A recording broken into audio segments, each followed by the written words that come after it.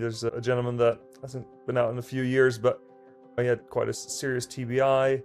He's a little bit slower up the trail, but loves ice climbing. Always loved ice climbing long before he had any brain injuries, and just watching him get out there and do it is pretty incredible. And like pretty much all is under his own steam. It's not like I'm helping him in any sort of way. I'm just obviously there to set up the ropes and make good decisions, but I'm not in that sense physically assisting him. We need to be extra careful and making sure that we're doing everything we can to minimize any impacts to his head, of course, and that's always just super inspiring to watch.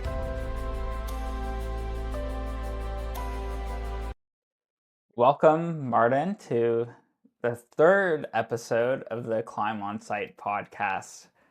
For those of you who don't know how Maarten and I met, I needed a guide desperately to help teach a clinic at Festiglace, which is a ice festival in Quebec. And so I reached out, and Maarten graciously picked up the phone and was willing to fly down to Quebec and teach a lot of kids and adults. It was a big group of people how to do ice climb for the beginners. And that started a great relationship between Climb Onsight and Guide the Rockies. And thank you very much, Maarten, for joining us. Great to be here. Thanks for having me. So typically what we do is we talk to you about your life and see how you ended up being one of the most prominent guides out west in Canmore, where you're now living, but you didn't always live there. Just give a little bit of background about like, where do you grow up, what got you into climbing, and where you are right now. I was born and raised in the Netherlands, so I was definitely getting into some hiking and bike packing, but not really a lot of climbing, but definitely kind of saw it as a way to have bigger and bigger adventures, and then moved to Canada the year I turned 18 with my parents and my sister. Moved to Ontario actually, and spent about 5 years there, going to University of Waterloo, and after graduating came west on an ice climbing trip and realized you could just be out here, and if you had your tickets, work as a guide, get out climbing a lot. So yeah, we kind of focused our attention. My wife was still taking her degree in Ontario as well, and then once that was finished, she also moved out west, and we've been in the Canmore area here for almost 10 years. Do you remember the first time you went climbing? It was in Europe, actually. Sort of like an adventure day where you went ziplining and a bunch of other stuff, but the climbing definitely stood out. Yeah, with my parents. I was probably like 11 or something, quite young. But yeah, that definitely stood out. It's interesting. Yeah. Did you ask your parents to take you back out again after you went the first time, or? It's not something that my parents were into at all. Like, we definitely went camping, but I definitely know climbing, and the Netherlands right now is quite flat, so there was really nowhere near. And I guess climbing gyms were just starting to come around, but even when I was like 15, 16, I had never really been. The last few years before we moved to Canada, I started going to a rock gym, but not really climbing outdoors consistently or anything. And then, yeah, just found a really good group of folks at Waterloo to go climbing with, and climbed on the Niagara Escarpment lots and Adirondacks, New Hampshire. Do you begin at what's that climbing gym in Waterloo called? It's one of the Grand River Rocks. Yeah. Is that the climbing gym in Waterloo? Yeah, that's one of them, I thought. Okay. Yeah. Okay, so then you started indoor? I'd been going gym climbing, but then, I mean, definitely out on the escarpment, a lot of sport climbing, but also lots of trad climbing, which is kind of what the folks I was climbing with were mostly into. So, and I think it's kind of the part of climbing that I'm just naturally drawn to. So I think it was a really good fit. So yeah, we were learning how to aid climb, and then that winter right after, we all kind of started figuring out ice climbing, and we didn't really have anyone to teach us, but we knew how to put up a safe top rope and just lots of top rope. That's as you do. By the time I graduated and we took that trip out west, I was starting to lead on ice, especially, and I've been climbing on for a couple seasons at that point. But obviously, very eye-opening to come here and realize that you can go do, 7 pitches of ice climbing on Professor Falls, an hour from the car, is something else entirely. Yeah. Southern Ontario and Canmore, the scale is a lot different. A little different. Yeah. And then when you were in Ontario, were you working in the industry at all, or were you just mainly guiding with friends? Or not guiding, climbing with friends? Mostly climbing with friends and going to school. And I was working at a gear shop, the Adventure Guide in Waterloo there. So, yeah, that was kind of, I tried to have the summers off as much as I could and go do lots of climbing. Yeah. So you get to Calgary, Canmore area, you go out there for the first time on a climbing trip, and then you decide to stay. Was that an immediate decision, or did you come back and forth for a little bit before you ultimately decided to stay out there? Came back from the trip, but then I figured we'd wanted to move west. So, yeah, came out here and spent 2013 in Canmore, which is also the year there was a big flood here. So it was quite the eventful summer. So we kind of got the first dose of the mountain environment right there in town. And then my wife went back to Ontario to finish her school, and then she came west as well. And then we lived in Calgary for 2 or 3 years, and then moved back to the Bow Valley. So, yeah. And what were you doing in Calgary during this time? I was actually working as addiction treatment counselors at a wilderness-based addiction treatment center. This is up near Nordegg, which is about a 3.5 hour drive from here, but you'd be up there for like 7 days and then be off for 7 days. That was a really interesting job. I will say it's sometimes the easiest job in the world and sometimes the hardest job in the world. We would go on backpacking trips and winter trips. It was all guys, kind of 18 to 24, but very intentional use of the wilderness component and kind of the larger journey that those guys are going through with addiction treatment. Also a job that allowed me a fair bit of freedom in terms of being able to train for getting my ACMG tickets, going through the process.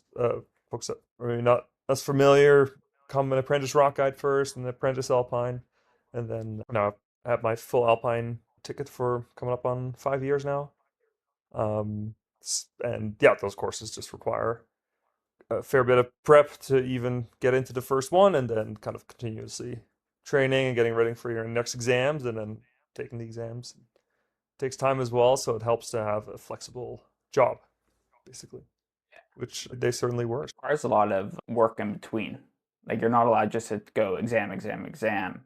You need to create a whole resume of skills and before you're allowed to take the next exam. And even, I think the actual minimum required hours between the exams is not even that high, but I don't really know how you would get through the exams if you didn't already have a ton of practice using those skills, basically. So, yeah.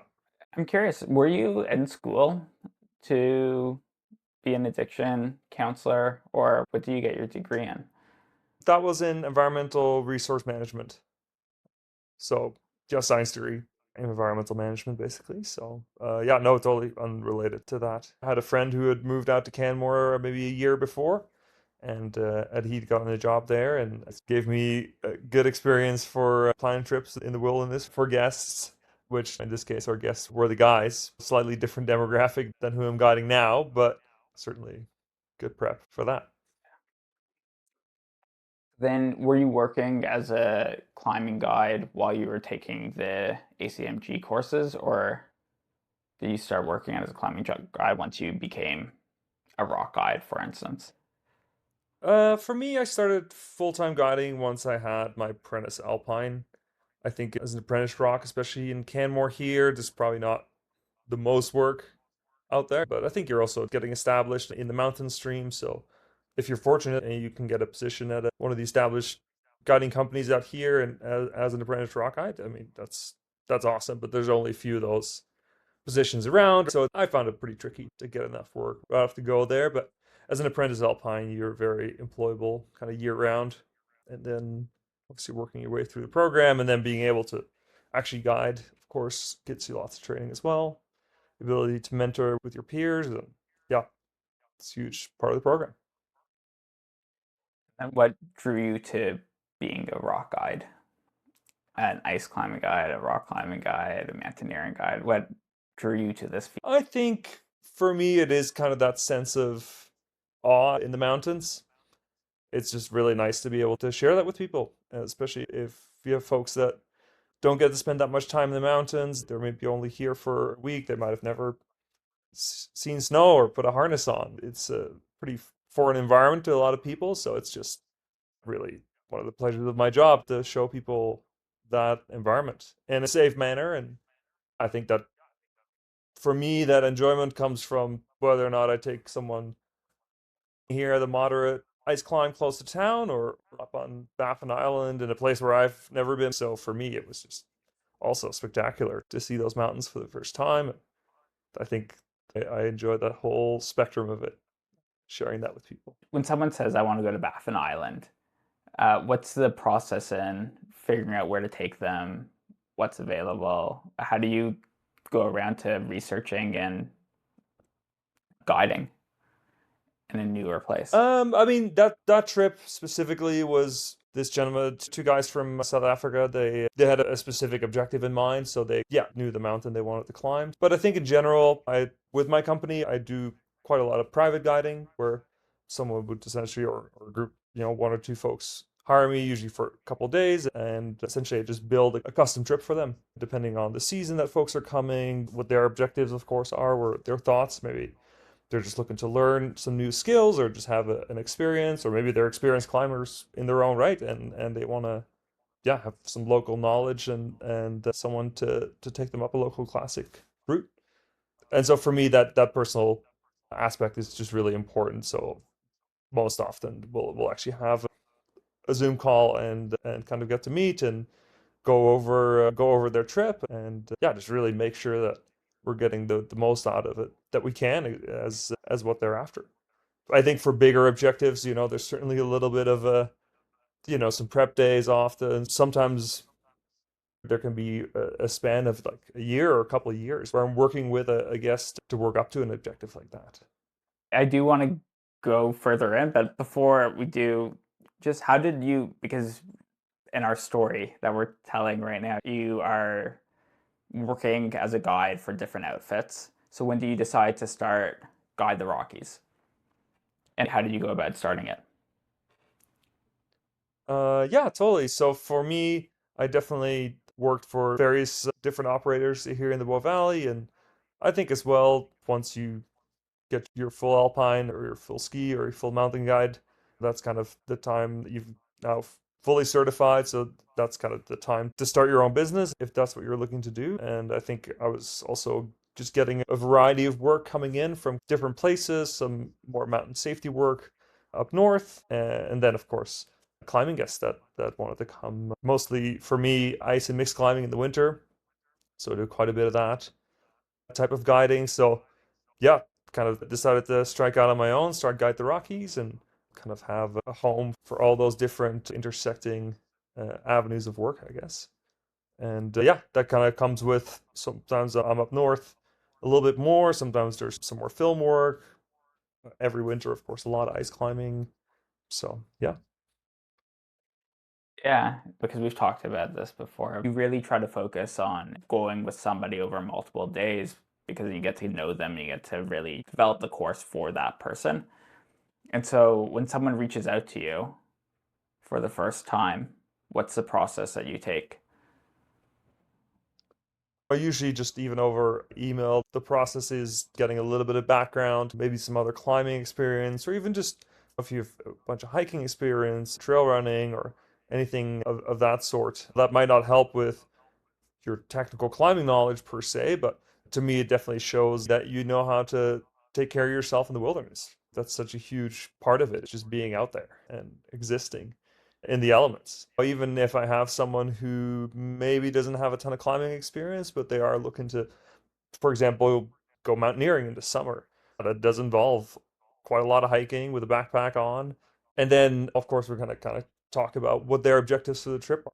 You might be leading out on rock, but maybe you're not experienced at all in some ice climbing. And so maybe we go to the crag for a day and then use that as an opportunity to work on some technique and go through some of the drills that we have. For example, as well, descending from a multi-pitch waterfall ice route, which probably for getting out for 3-4 days over the next week, that's probably what we're gonna get up to in the next couple of days, and then we'll kind of tackle a few different multi-pitch routes.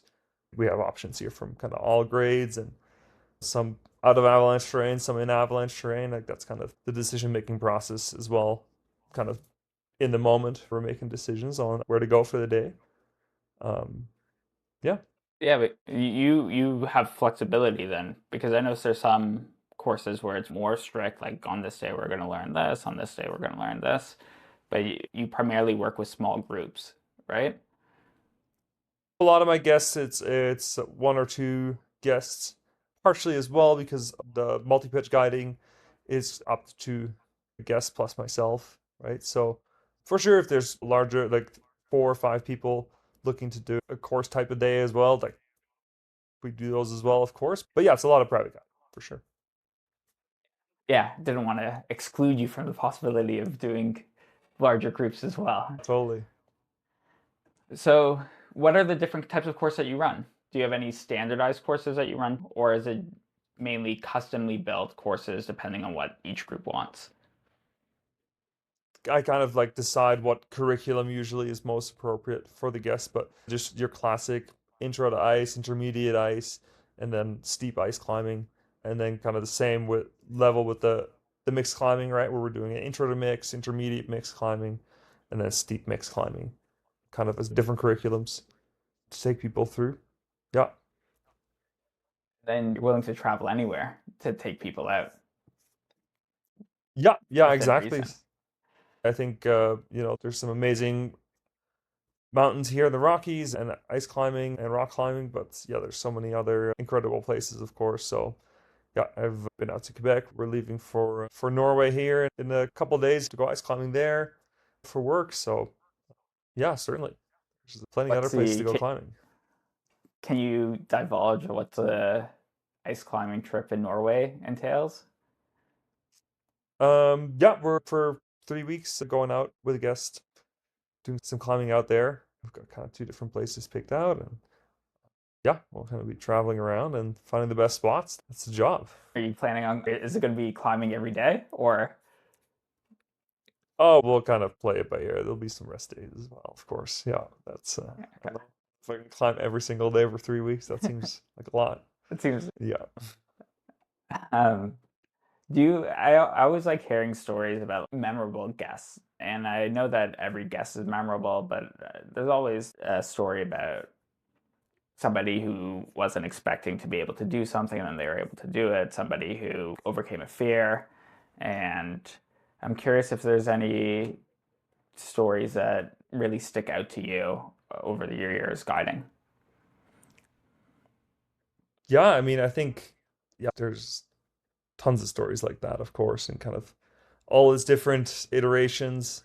I mean, the some of the ones I think that stand out for me, there's a gentleman that hasn't been out in a few years, but he had quite a serious TBI more than a decade and a half ago now. He's a little bit slower up the trail, but loves ice climbing. Always loved ice climbing long before he had any brain injuries. And so, yeah, just watching him get out there and do it is pretty incredible. And pretty much all is under his own steam. It's not like I'm helping him in any sort of way. I'm just obviously there to, set out the ropes and make good decisions, right? But I'm not in that sense physically assisting him. And, we need to be extra careful and making sure that we're doing everything we can to minimize any impact to his head, of course. And yeah, that's all. It's just super inspiring to watch. It's amazing how many people,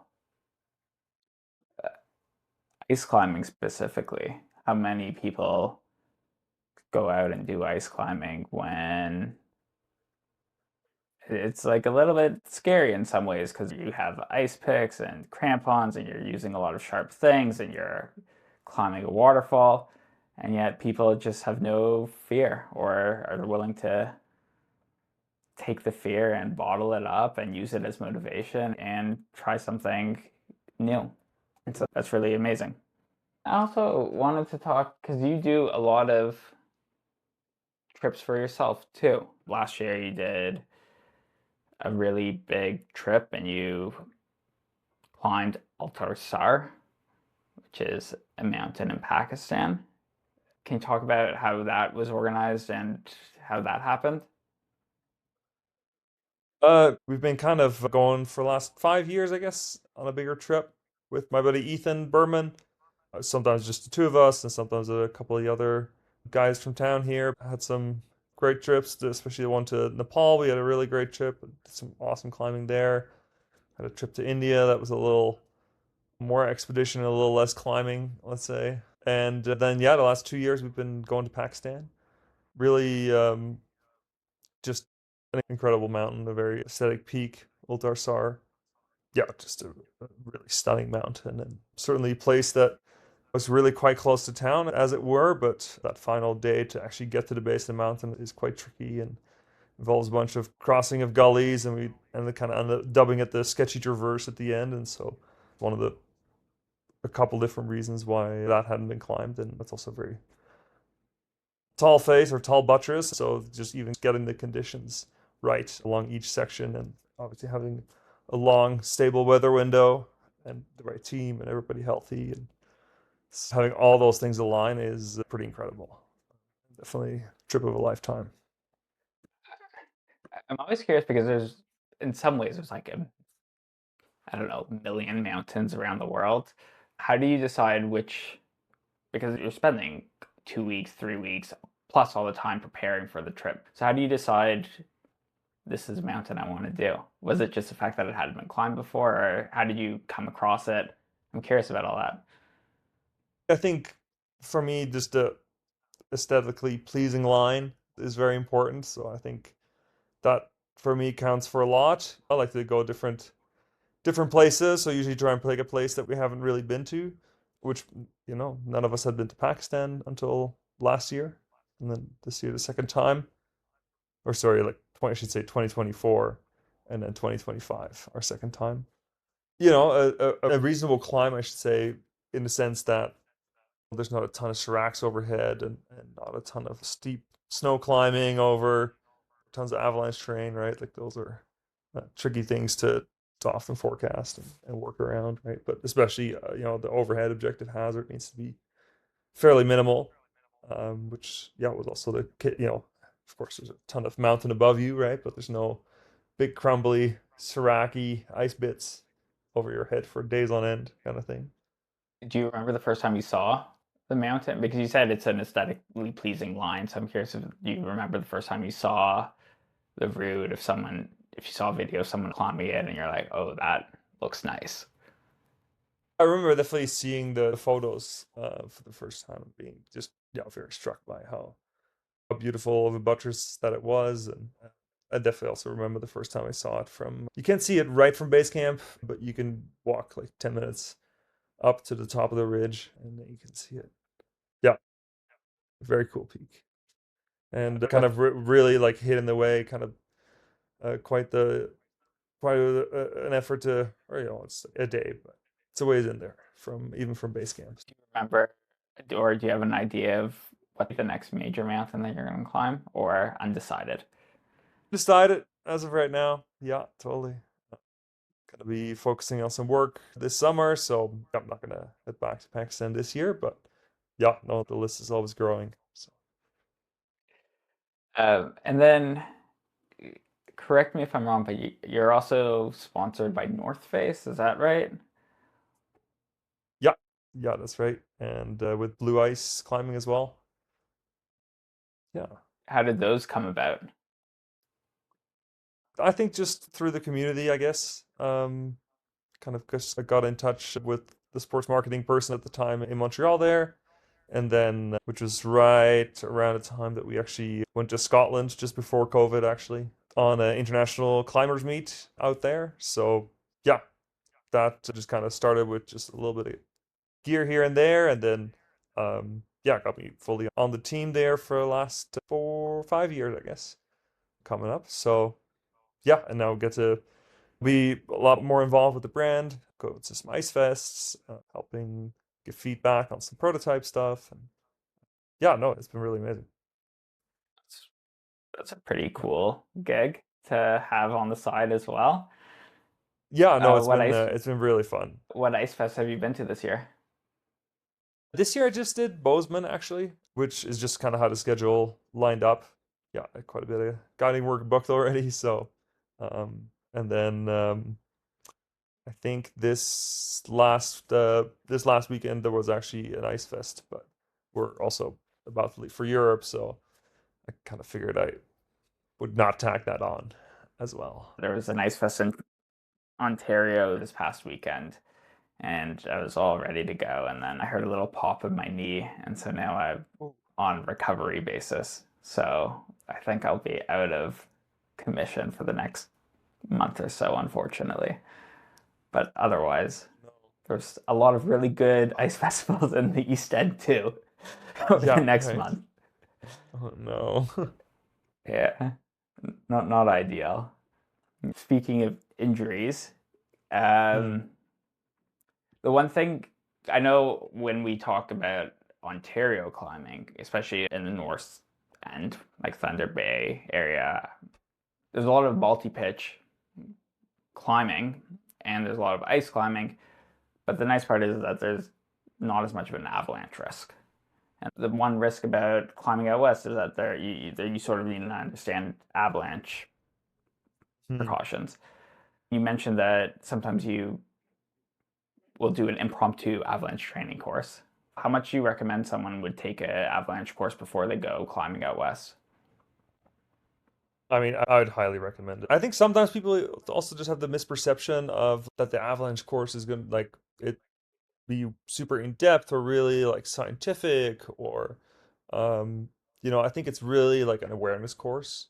I think one of the major things that you take away from those courses is just being able to identify avalanche terrain, and so that really in and of that sounds trivial, but it's highly important, of course, like knowing when you are in a run out zone, right? When there could be something over top of you, like essentially identifying the bad lunch spots, is a pretty good place to start. Kind of some of the other skills you get is being able to read the public avalanche forecast. So around here, for every one of the mountain parks, we have a daily public avalanche bulletin that will describe the hazard rating that Parks Canada mountain guides have given the terrain, and then also kind of what types of avalanche problems they're thinking about and what they've encountered in the field, whether they have high degree of confidence or a low degree of confidence in those observations. So, that's of course getting much further into it. And for us during the main season, even if I'm not going out into the mountains the next day, I'm reading that avalanche bulletin because I'm keeping myself up to date on what's happening out in the mountain snowpack. And then the third thing I would say from an avalanche skills training course is knowing how to use your avalanche equipment. So, of course, you want to have your transceiver, shovel, and probe with you, but having it with you is not enough. You want to be able to use it. So, yeah, I'd say that's kind of the third main thing that you take away from an avalanche skills training course. Have you ever been on the mountain and had to use all your trainings in action? Or I guess how frequently do you have to respond to warning signs while you're already out on the trail? I think especially at work, I'm usually playing it conservative to a high enough degree that I don't have to usually turn around due to kind of surprising snow conditions, let's say. Yes. With friends, it's a little different, right? You're maybe not going to like the normal spot, you're trying a new line, or you're trying to explore a new zone. That's very different from maybe a place that people have been going over the last few days, for example, right? And there's more information known about that spot.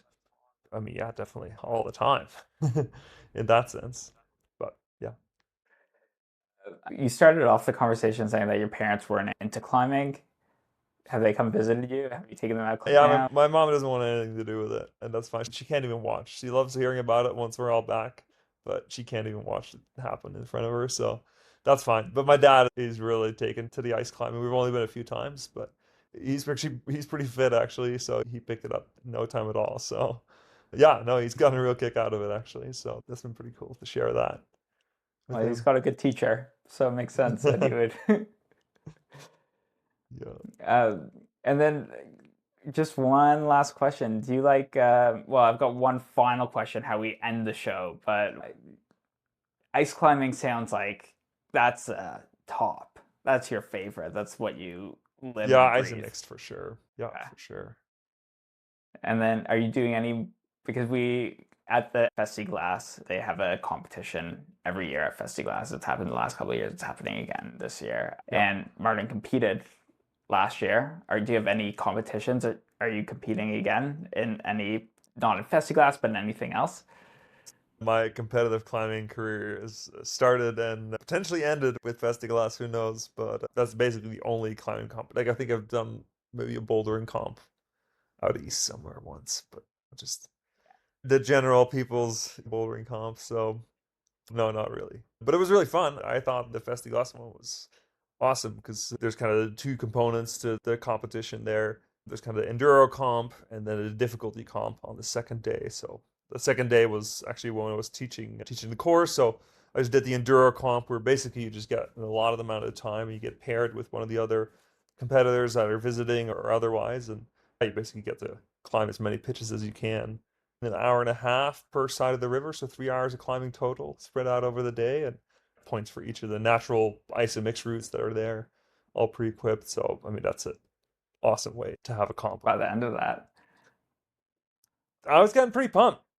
Very different from like any kind of climbing day that I do. A lot of like, I spent a few days at the dry tooling crag at the start of the season, but I'm not spending a ton of days there. Had I done that, that would have probably helped me a little bit.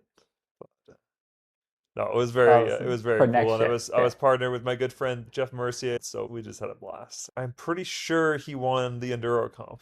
I felt good and bad when I pulled his name out of the hat. I'm like, oh, I'm with Jeff. This is great. Like, we'll have so much fun. But I was like, oh, damn, Jeff might actually win this. Like, I actually have to like kind of go for it because the belay is a huge part of it, right? Because when you're switching turns, now I'm belaying Jeff, and he's going for it, right? So yeah, there's a lot of pulling ropes and reeling out flack. It's a very confident ISMX climber at the other end Yeah. of the rope. Very impressive to watch.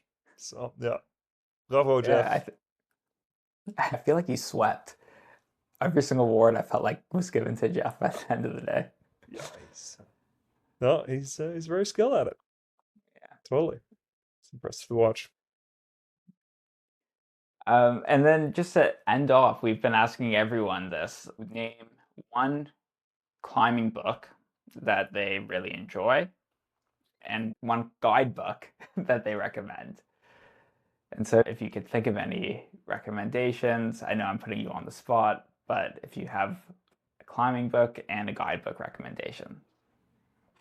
That's a good climbing book. One that I've recently been re-enjoying is the Fred Becky 50 Classics book, the big Patagonia book, kind of coffee table book style. Just so well done, and I'm sure it cost a pretty penny when I bought it, but yeah, it sure is a really nice book, and there's some really classic rock climbing lines that I haven't done that are definitely still on the list. Some of which are on my list because of that book, because Fred Becky heralded the great climbing up there. So, and then I was thinking about a rock climbing guidebook that I like, and I actually gonna pick one from out east. I always thought that the Adirondack Rocks guidebook is really, really good. You'd kind of asked me the question before the show, so I had to walk downstairs and I had to look through the several shelves of rock climbing guidebook or just climbing guidebooks that I've got. So yeah, and that one stood out just because it's a really good balance between giving just enough information that keeps the climber safe, but not really give the adventure away. It really does a good job on the history, and then it's just a fun guidebook. Thank you. Two very good recommendations. I appreciate that. Yeah, I'm sure you've seen both, so yeah. Well, first time each one of those has been recommended, so we're getting new stuff. Yeah. Yeah. And it's always nice to get something on the East Coast recommended. It makes it easier for me to take up on. Yeah, exactly. Yeah, and I think there's a new guidebook because it's been a while since I've climbed the Dax. but I think there's an even newer one, which I think is also really good. So, Version 2. yeah. Perfect. Thank you very much, Maarten. It was a pleasure. Nice to see you again. Nice to see you again. Have a great time in Norway.